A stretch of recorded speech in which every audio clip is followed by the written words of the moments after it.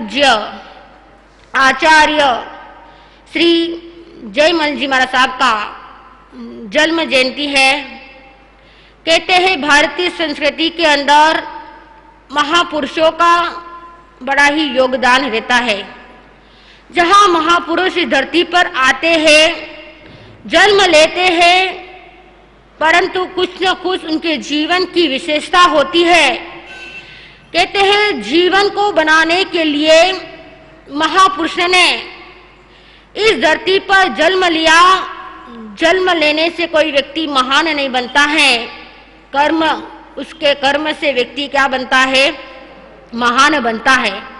जन्म तो अनेक मानव लेते हैं, परंतु जब महापुरुषों की महिमा, उन जयमल जी महाराज साहब की महिमा, उनका नाम लेने से ही जो आए हुए संकट क्या हो जाते हैं, टल जाते हैं।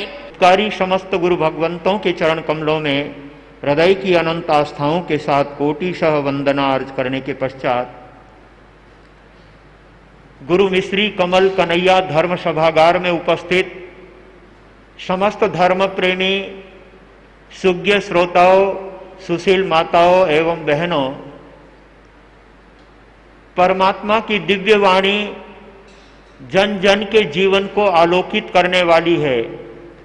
परमात्मा के संदेश आत्मा को मोक्ष का मार्ग बतलाकर उस पर चलने की सुंदर प्रेरणा प्रदान करती है और ऐसे प्रेरणाओं को जो अपने जीवन में धारण करता है, सच्चे अर्थों में वो अपने जीवन को धन्य और पावन बना लेता है। परम पूज्य आचार्य भगवान भूधर जी महाराज साहब का यहाँ पर उल्लेख किया जा रहा है, क्योंकि जिनके शिष्य ने हमारे जैन शासन के ऊपर अनन्य उपकार किया है, ऐसे महापुरुषों के उपकारों को समय समय पर याद करते रहना चाहिए। उपकारी के उपकारों को याद करने से और उनके उपकारों को हृदय से मानने से हम उनके उपकारों से कुछ उपकृत होते हैं, कुछ हल्के बनते हैं। हमारे जैन शासन के इतिहास में मुख्य रूप से 3 संत हुए हैं, जिसमें धर्मदास जी महाराज साहब, धर्म सिंह जी महाराज साहब और लवजी ऋषि जी महाराज साहब। ऐसी मुख्य 3 परंपराएं हमारे स्थानकवासी परंपरा में चली है, जिसमें से लवजी ऋषि जी महाराज साहब की समुदाय से आचार्य आनंद ऋषि जी महाराज साहब की संप्रदाय चलती है और आचार्य धर्मदास जी महाराज साहब की संप्रदाय से 22 संप्रदायों का निर्माण हुआ और एक संत हुए हैं धर्म सिंह जी महाराज साहब, गुजरात में हुए हैं, जिनका बहुत जबरदस्त प्रभाव था। ऐसे धर्म सिंह जी महाराज साहब की परंपरा में दरियापुरी संप्रदाय अभी विद्यमान है। दरियापुरी संप्रदाय और ऋषि संप्रदाय ये अपनी अपनी परंपराओं से चलती है। बाकी जितनी पूरे देश भर में संप्रदाय हैं, वो सभी धर्मदास जी महाराज साहब से जुड़ी हुई संप्रदाय हैं।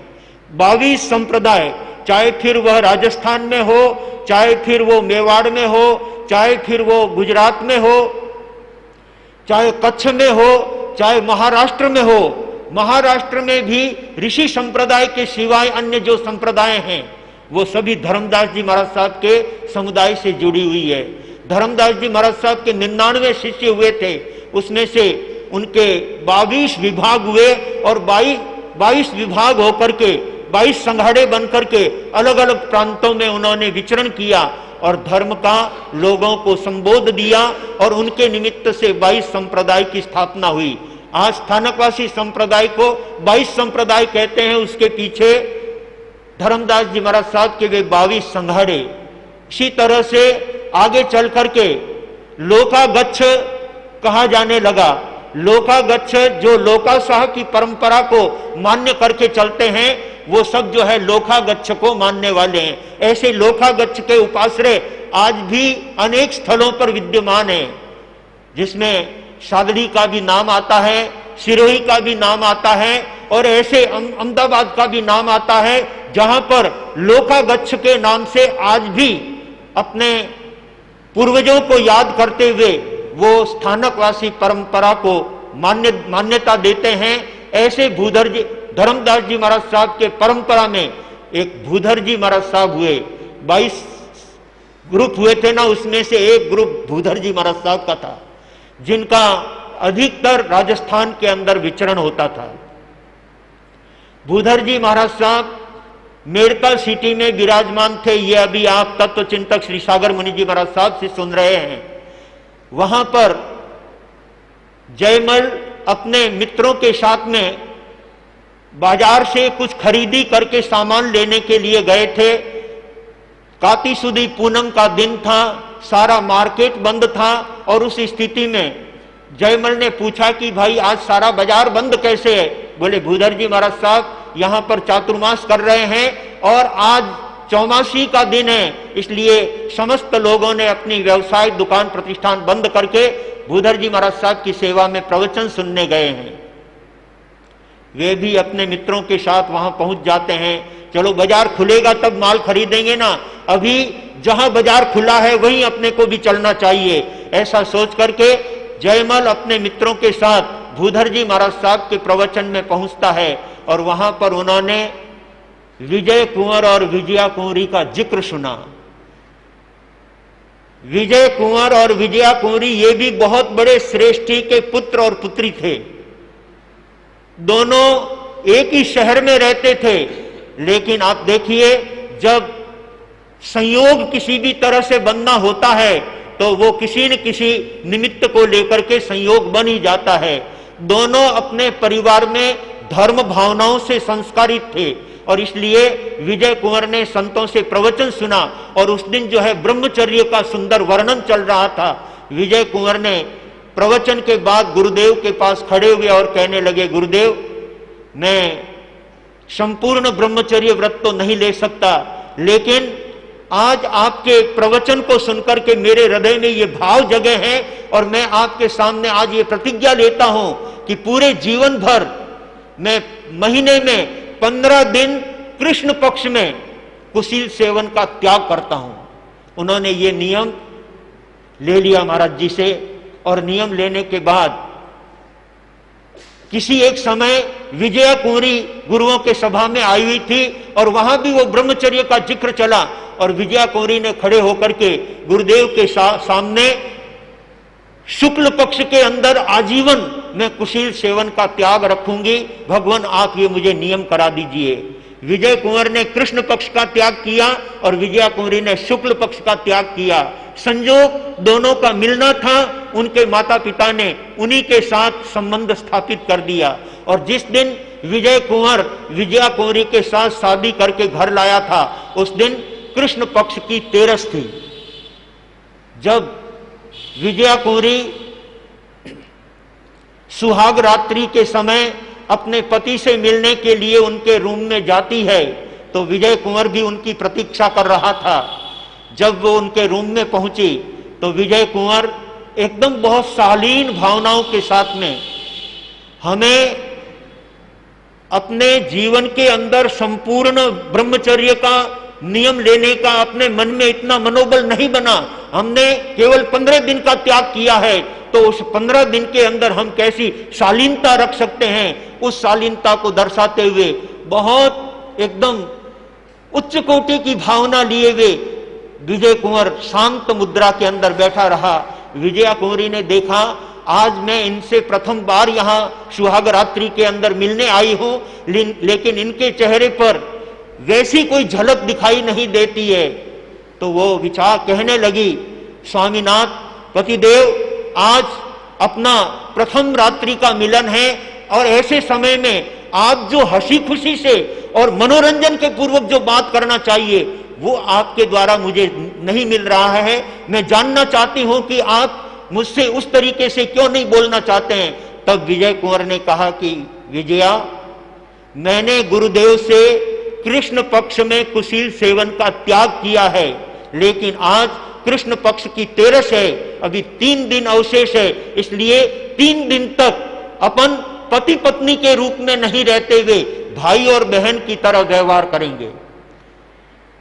विजया ये शब्द सुनकर के कहने लगी, स्वामीनाथ आपकी बात को सुनकर के मेरे हृदय को बहुत खुशी होती है, बहुत प्रसन्नता होती है। आपने अपने जीवन को उच्च बनाने के लिए 15 दिन का त्याग किया, ये आपने अपने जीवन के स्तर को ऊंचा उठाने का कार्य किया है। लेकिन पतिदेव मैं निवेदन करते हुए अत्यंत प्रसन्नता और खुशी का अनुभव करती हूं। मैंने भी आपकी तरह गुरुदेव का प्रवचन सुनकर के शुक्ल पक्ष के 15 दिन कुशील सेवन का त्याग किया है, ब्रह्मचर्य व्रत को धारण किया है। इसलिए भारतीय नारी के लिए जीवन में एक ही पति होता है, एक ही जीवन साथी होता है। इसके लिए आप मेरे जीवन साथी हैं और आपसे कृष्ण पक्ष में कोई अपेक्षा नहीं कर सकती, तो आप मेरे से शुक्ल पक्ष में कोई अपेक्षा नहीं कर सकते। मैं आजीवन ब्रह्मचर्य व्रत को स्वीकार करती हूं। आप खुले हैं, आप चाहो तो दूसरा संबंध कर सकते हो, दूसरी शादी कर सकते हो, लेकिन भारतीय संस्कृति के अंदर स्त्री के लिए एक वर, एक ही साथी जीवन साथी होता है। इसलिए मैं तो आज से आजीवन ब्रह्मचर्य व्रत का आज से नियम ले रही हूं और वो आपकी साक्षी से, आत्मा की साक्षी से और परमात्मा की साक्षी से ले रही हूं। अतः आपको जैसा उचित लगे वैसा करो, मुझे उसमें कोई ऐतराज नहीं है। मैं आपके लिए व्यवधान नहीं बनना चाहती। विजय कुंवर ने कहा, बहुत अच्छा हुआ, मैंने ब्रह्मचर्य को बहुत अच्छा माना था और इसीलिए मैंने 15 दिन के लिए कुशील सेवन का त्याग लिया। परंतु तुम जैसी सन्नारी के मिलने से जो आधा विष का प्याला भरा हुआ था वो भी आज हमारे हाथों से छूट गया। ये बहुत अच्छा हुआ। विष का भरा हुआ प्याला, भला कुशील सेवन करना और ब्रह्म का सेवन करना अपने आप में जीवन का हर तरह से पतन करना है। इसलिए तुम जैसी सन्नारी को पाकर के हम बहुत प्रसन्न हैं और तुमसे कहना चाहता हूं कि जिस तरह से तुम्हारे नियम हैं उस तरह से मेरे भी नियम हैं। आज से जब तक माता पिता को पता नहीं लगे तब तक हम दोनों बहन भाई की तरह रह करके ब्रह्मचर्य व्रत का पालन करेंगे। और उन्होंने आजीवन ब्रह्मचर्य व्रत का पालन किया, जिसमें 12 वर्षों के बाद उनके पिता और माता को पता लगा, और वो भी जिनदास सेठ की वजह से उनके सामने ये बात आई कि हमारा पुत्र और पुत्रवधू पिछले 12 वर्षों से एक ही घर में रहते हुए, एक ही सैया पर रहते हुए मन वचन और काया की शुद्धि पूर्वक ये ब्रह्मचर्य व्रत का पालन कर रहे हैं। बहुत बहुत धन्यवाद है बंधुओं। ये जिक्र भूधर जी महाराज साहब के द्वारा जयमल जी ने सुना, जिन्होंने लक्ष्मी कंवर के साथ में शादी की थी। आज उनके मन में यह भाव हो गया वो भी मेरी बहन है। और सचमुच में व्यक्ति जब भावों से किसी को बहन मान लेता है तो उसके लिए वो बहन ही होती है। और वो भूधर जी महाराज साहब से निवेदन करते हैं, गुरुदेव आज से मुझे ब्रह्मचर्य व्रत का नियम करा दीजिए। और उसके बाद वो दीक्षा की चर्चा करते हैं। तब भूधर जी महाराज साहब ने कहा कि भाई दीक्षा की बात जहां तक है उसके लिए तुम्हारे माता पिता की अनुमति, और उसके साथ साथ जब तक व्यक्ति को प्रतिक्रमण याद नहीं होता तब तक वो दीक्षा लेने के योग्य नहीं होता है। इसलिए पहले प्रतिक्रमण तैयार करो। उस समय तक जयमल जी महाराज साहब को सामायिक सूत्र भी नहीं आता था। संस्कार अच्छे थे लेकिन सामायिक सूत्र नहीं आता था, नहीं आता था। वो कहने लगे कि गुरुदेव वो प्रतिक्रमण सूत्र क्या है, आप मुझे बताइए। और भूधर जी महाराज साहब ने सामायिक सूत्र से लेकर के पूरे प्रतिक्रमण के पाठ उनको वाचना के रूप में दिए। जयमल ने उस सामायिक सूत्र को, उस प्रतिक्रमण सूत्र को खड़े खड़े 3 ही घंटे के अंदर उन्होंने याद कर लिया, कंठस्थ कर लिया और कहने लगे गुरुदेव मेरा प्रतिक्रमण सुनो। भूधर जी महाराज साहब स्तब्ध रह गए। अभी तो इसने पाठ लिया है और 3 घंटे के बाद कहता है कि मेरा प्रतिक्रमण सुनो। सचमुच में उन्होंने जिस भावधारा के साथ गुरुदेव भूधर जी महाराज साहब को प्रतिक्रमण सुनाया, उसे सुनकर भूधर जी महाराज साहब प्रसन्न हो जाते हैं। ऐसा मेधावी, ऐसा प्रतिभावान यदि व्यक्ति जीवन में संयम लेगा तो इस जिन शासन की महती प्रभावना करने वाला होगा। भाई तुम्हारे परिवार वालों की आज्ञा होने पर ही हम तुम्हें दीक्षा दे सकते हैं।